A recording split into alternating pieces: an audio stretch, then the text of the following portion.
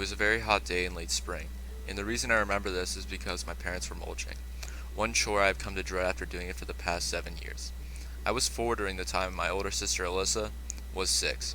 We were complete opposites at this time as I loved competition and my sister cared very little for it. The reason I put emphasis on this is because we were bored out of our minds and well, I challenged my sister to a race across our front yard. As stated earlier, my sister was not much into competition and had little interest in trying to beat me across the front yard. Assuming that I would beat her, I begged and pleaded until she finally agreed to race me.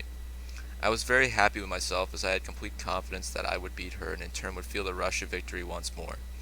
As the race was about to start, my parents walked over to the finish line, a tree, so they could tell us who had won the race.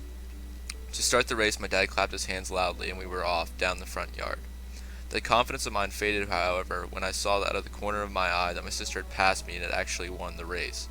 I was devastated, as I couldn't believe that my sister had beaten me.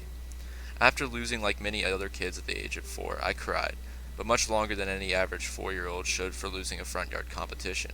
As a matter of fact, I threw such a huge tantrum that my parents put me in timeout, a rare occurrence for me during my childhood as I pretty much followed every rule laid out for me during this time. After sitting in timeout for almost a full hour, still throwing a tantrum, my parents came over to consult me. My dad asked me, "Do you know what you did wrong?" This is a very common question that he still asks me today when I make mistakes. After being asked this question, I paused for a whole minute and stated, "I came in second." I don't remember this part particularly, but from the recollection that my mom gives when telling this story, they did what any other parents would do in the situation. They told me that it was okay to lose, then laughed hysterically as they returned to their work. This is the way I remain to this day from academics to athletics. For example, during the past year, like everyone else during their junior year, I took a certain standardized test called the ACT. While my score was well above average, actually within the 92nd percentile, I still felt immense anger when people that were sitting around me in class were performing better on these tests. These were students that had lower grade point averages and focused very little on their schoolwork, but yet they would still be able to get into better schools and earn more scholarship money due to their performance on a single test.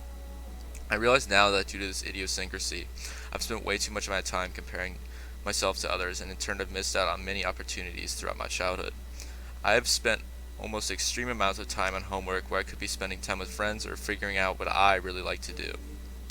I hope that one day I'll be able to stop comparing my success to that of others so that for once in my life I can feel satisfied with my accomplishments.